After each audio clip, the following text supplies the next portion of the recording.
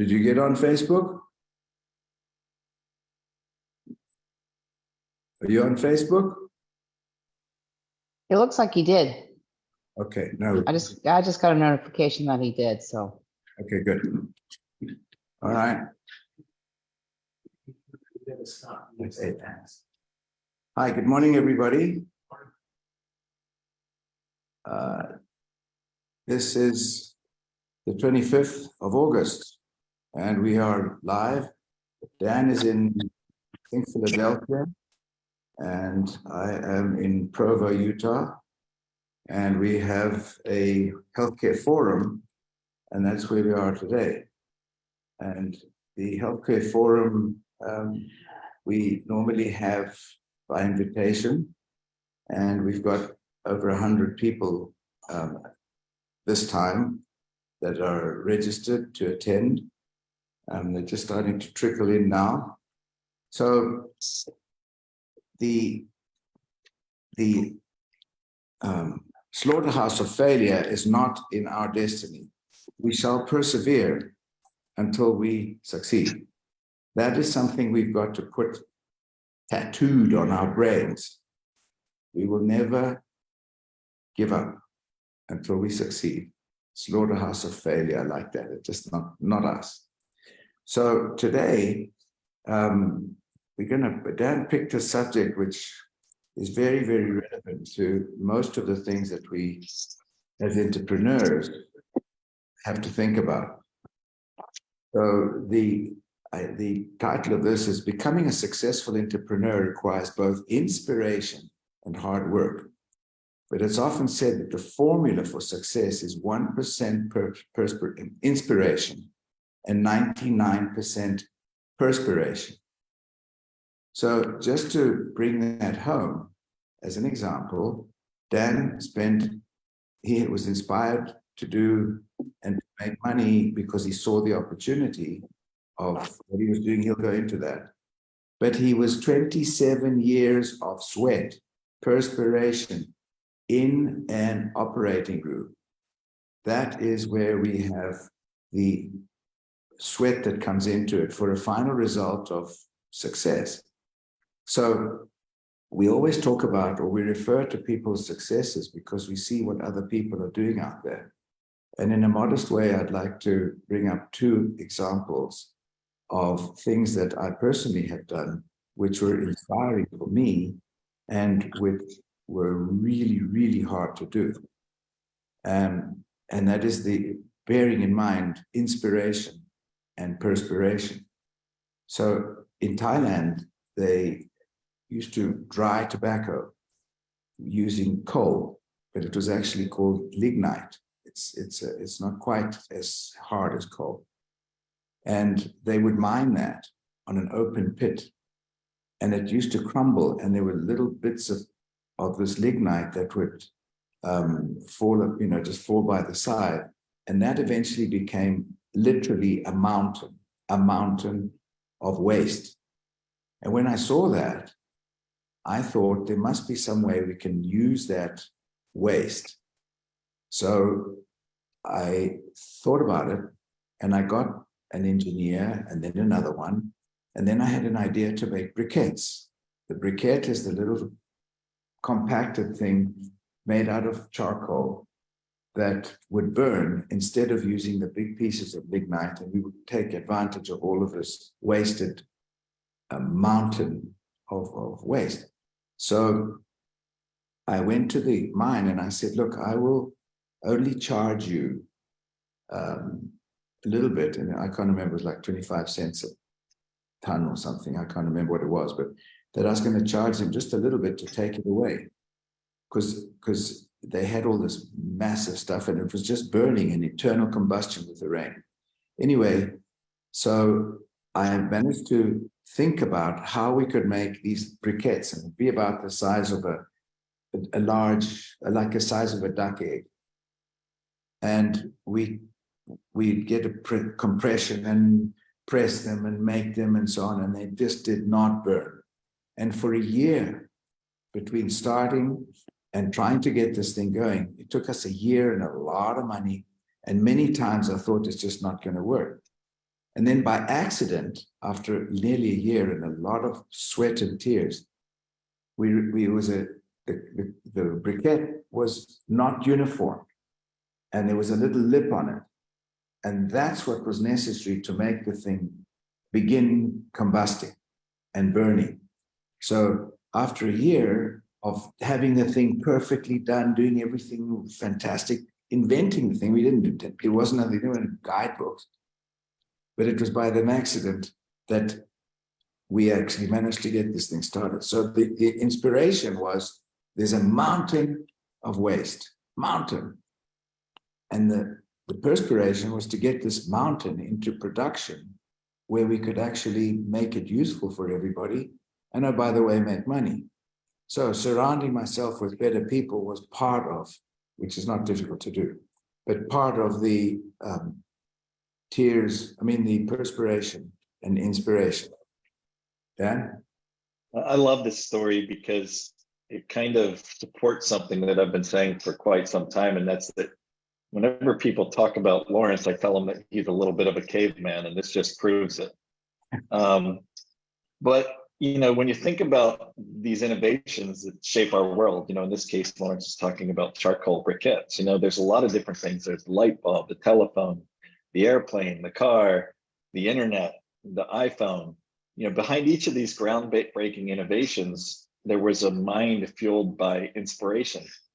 But it ultimately, as Lawrence shared with us in this briquette situation, it was the persistence, the tireless toil that brought these things to life.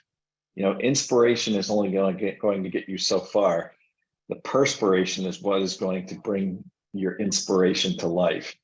And Edison is oftentimes the person attributed to saying success is 1% inspiration and 99% perspiration. He conducted thousands of experiments before perfecting the incandescent light bulb. His dedication to his vision and his refusal to give up over countless setbacks was the key to his success.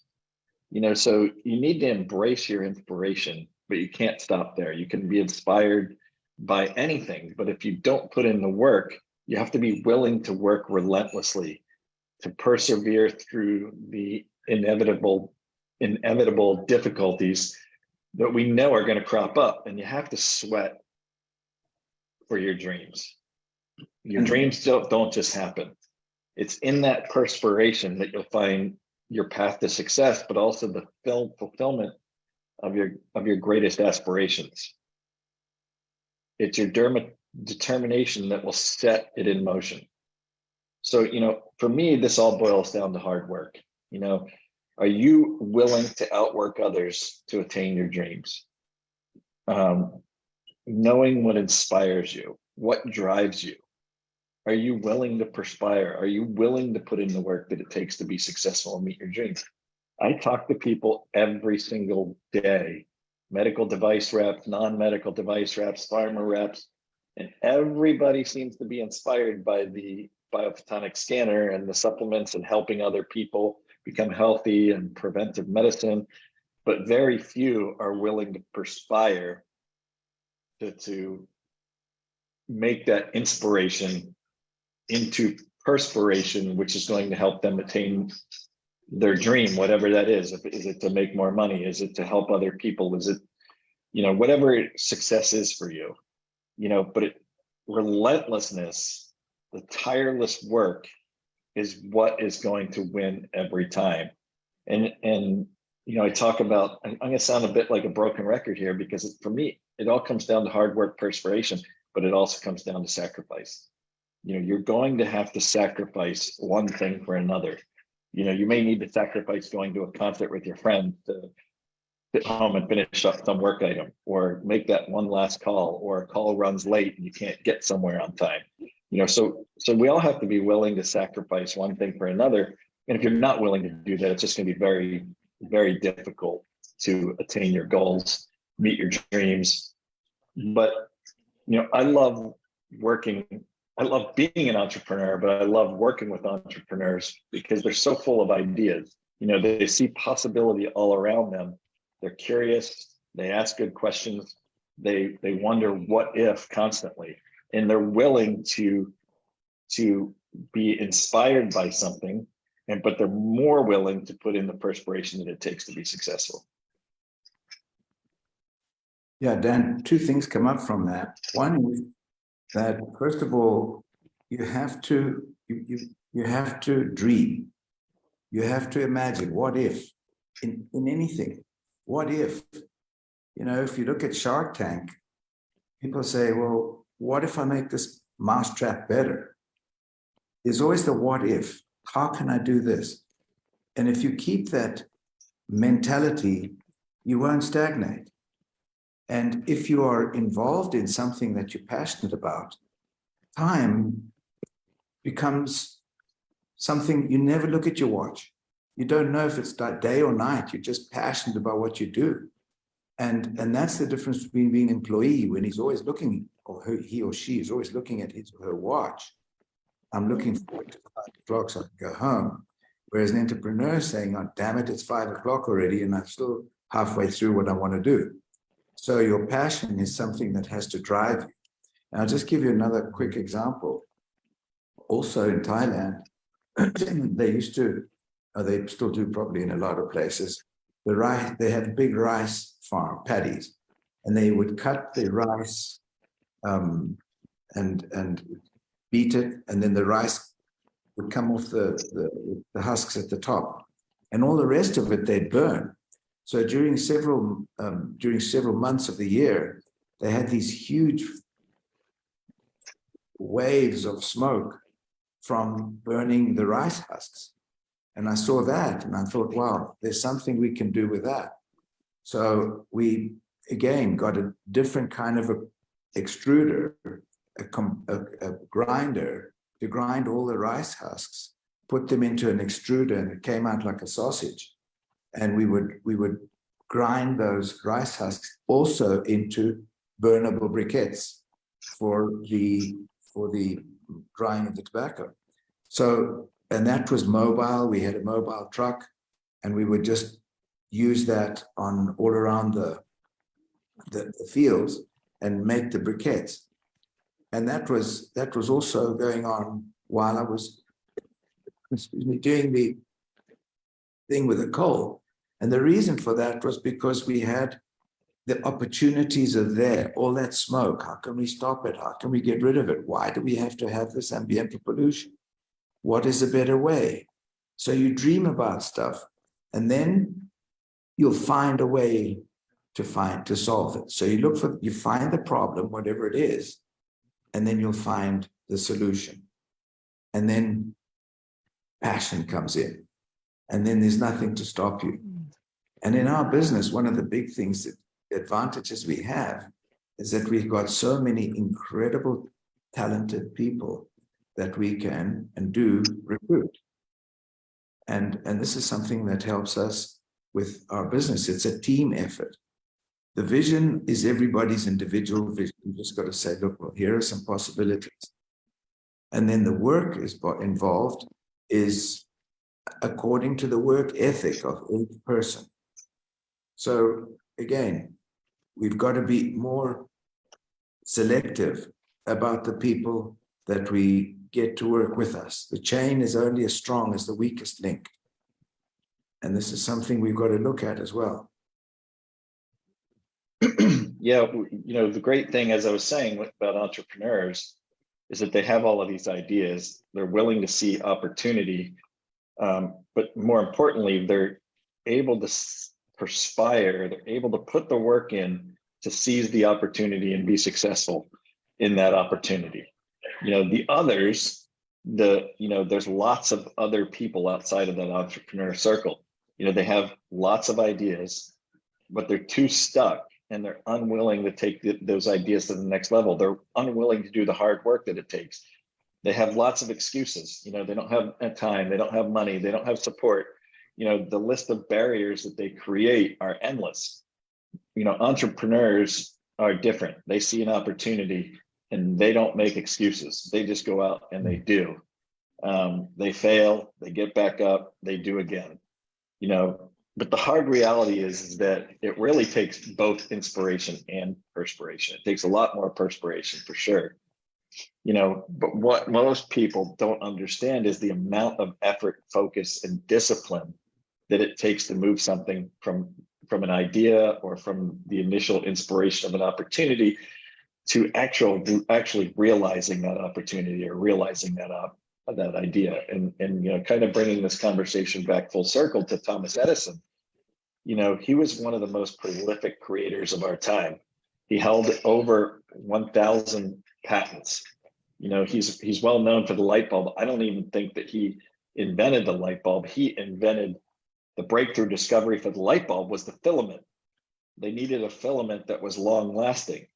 And so to find the right material, it took them decades of experimentation and of building 2 city blocks wide that housed over 8,000 various elements that could be used for this new filament, this long-lasting filament. And it was ultimately his bamboo fishing pole that provided the right material. It was, and this is bringing it back full circle to Lawrence's talk, it was a carbonized bamboo filament that provided the long-lasting light. So ultimately what came out of that was his words about the creative process, and that is, you know, he tested no fewer than 6,000 vegetable growths and ransacked the world for the most suitable filament material. That's where this 1% perspiration, 99% or 1% inspiration, 99% perspiration came from. The unrelentless or the relentless pursuit of success and seeing through an opportunity or an idea. So the first thing that has to happen is you've got to dream it. You've got to imagine it. You've got to want it. And then you've got to, how badly do you want it? So for example, right here now, it's just starting to fill up in here. There'll be over 100 and some people registered for this event. Some of them, last night we heard, had decided day before yesterday to get a ticket and come here. That is where you are. So whoever was talking to the person that bought the ticket, that person inspired the person to come and say, come and check it out. And the person envisaged something, imagined something, thought, wow, this is something I can do, bought a ticket and came. Okay, who's it? Hardy? Benjamin Hardy. Benjamin. So Scott has given me the message that we're going to go live here. And he wanted us to talk about, just mention tomorrow at 11 Eastern time, 9 Central time. Benjamin Hardy will be interviewed by Dan McCormick on his, what used to be called Millionaire Training Call. And that's tomorrow. And then also to plug in now, start right now to plug in for the November fly-in, which I believe is the 4th, 5th, and 6th of November, Thursday, Friday, Saturday. And if you can, this particular fly-in will be live streamed.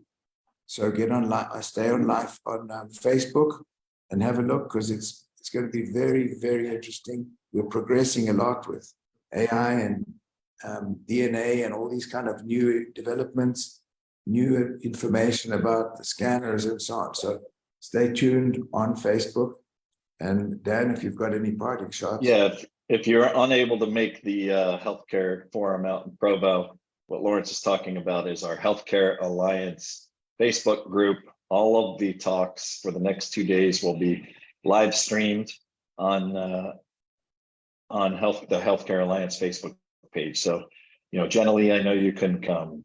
Amanda, some of those that are on this call weren't able to make it out this time, but make sure you tune in. There's going to be a lot of exciting new things that they're going to be talking about.